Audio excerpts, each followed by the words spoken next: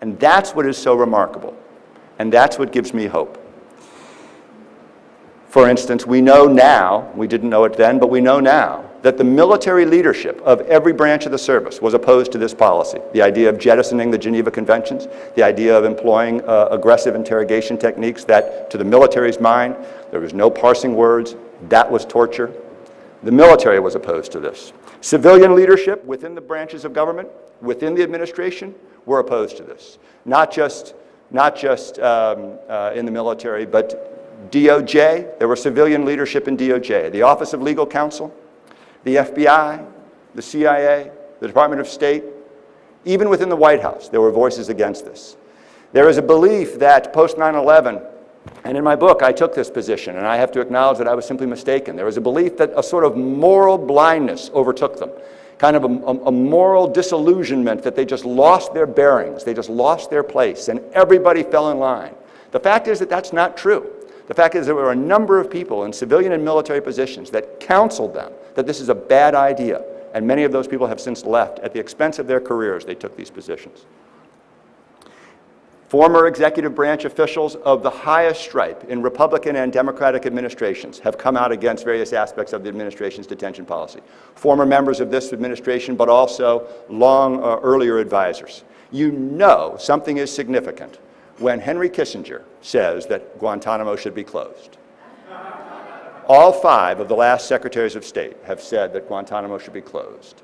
What Henry Kissinger says is now doing us far more harm than good.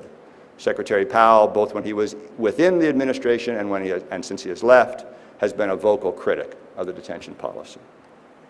But it is not just officials like this. Of course, it is the entire NGO community. I know Joanne Mariner was here, my friend Joanne Mariner earlier. Her work has been heroic. I mean, it's not just left-leaning organizations like Human Rights Watch. Bruce Fine is not on the board of Human Rights Watch. These are not just left-leaning organizations that have taken this position, but all across the board, because they recognize that this policy is not just morally bankrupt, but strategically counterproductive. It is an extraordinarily bad idea. And one of the reasons it is such a bad idea is that it is impossible to overstate the extent to which this policy has inflamed the international community. Unless you travel abroad, as I do, unless you speak with members of these communities, the affected communities, and particularly the Arab American and Arab and Islamic communities around the world, you cannot conceive of how enraged and how destabilizing that rage is within those communities. What we have done, the symbol that Guantanamo has become, not just Guantanamo, but of course things like Abu Ghraib and the CIA's rendition policy, and the refusal to declare things like waterboarding as torture. What we have done to destabilize the region, and the region that upon which our security is, we are told, depends, cannot possibly be overstated. But it is, however, there is a willingness in some circles to dismiss the international community as though, who cares what France thinks. But it is not just the French. The domestic community has taken a position against this, which is really remarkable for its unanimity. After the decision in Rasool, which came down the same day as Hamdi, which involved a U.S. citizen, for my book, I actually did a survey of major U.S. papers and to see what their editorial position was on these two cases. And it was unanimous, with the exception of the Wall Street Journal. It was unanimous in support of the administration's position. So then I decided, well, I'm not going to just limit my research to major papers, not necessarily the Post and the Times and the Chicago Tribune and the LA Times. And I started looking at small papers. Well, I stopped looking when I got to the Anniston Star in Alabama, all of whom were supportive of the administration's position. This is not a red state, blue state position, uniformly critical of the administration's monarchical pretensions. And that has persisted.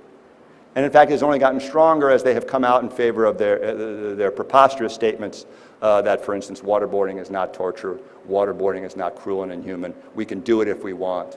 Statements like this. Do you think that people aren't paying attention? Frankly, I have to disagree with my friend, Mr. Fine. I think people are paying attention. Of course, academia overwhelmingly opposed to the administration's detention policy. Every major presidential candidate has come out against the detention policy, including an early Ron Paul.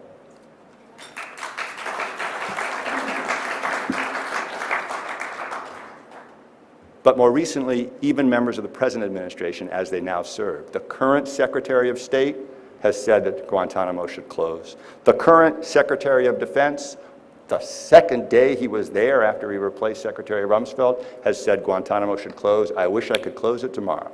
And finally, even now, the President has said that.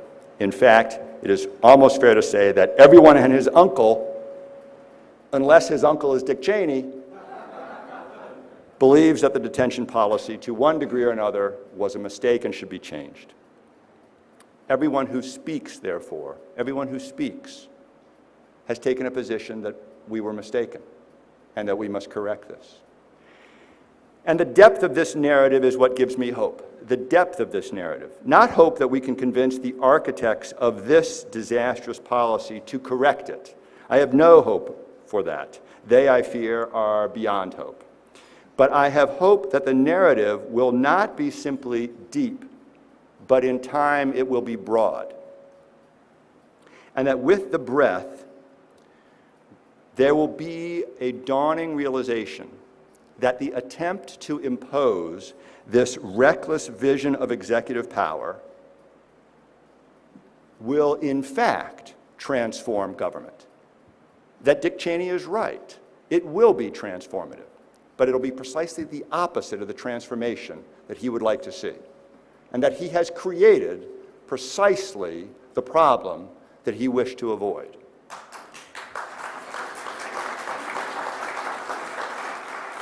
And my hope is that the narrative signals a growing awareness to the danger, in particular, of this government.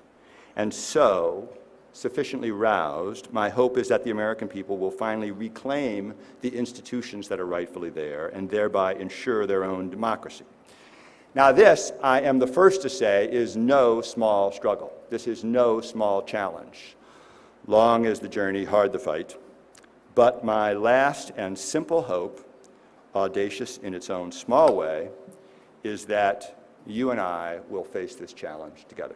Thank you very much.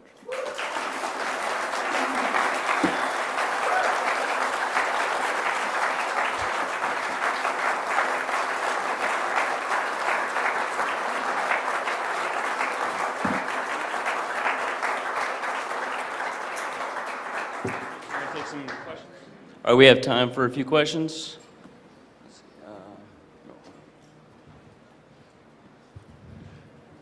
Is there any chance that some of these scoundrels can be prosecuted, if not through the impeachment process, possibly after next January? Not in my estimation. Now, the answer to that question, I think, is no. And I have to say, because I'd be remiss if I didn't say this, I am not of the school who thinks that prosecution is a good thing. I am a criminal defense lawyer, and I think that the inclination to affix blame as though rooting out the few scoundrels will solve what are fundamentally systemic problems is a solution. I think it's not a solution. I think the solution is to recognize systemic problems. I am opposed to prosecution. Mr. Margulies, my question has to do with executive orders. Maybe you and Mr. Fine might both respond to this, but some years ago I discovered that executive orders are cumulative, and I know many of the covert and classified orders, and in light of what you both have said about the executive powers, my question is, do you have any special comments on the phenomenon of executive orders, how rapidly they can be implemented, and their cumulative nature, especially some of the covert ones? Maybe Mr. Fine would. I wanted to ask him the question, but it wasn't possible. I think you can answer it probably very well. The executive orders of the president, signed and cumulative. So Clinton's orders and earlier things are still in effect.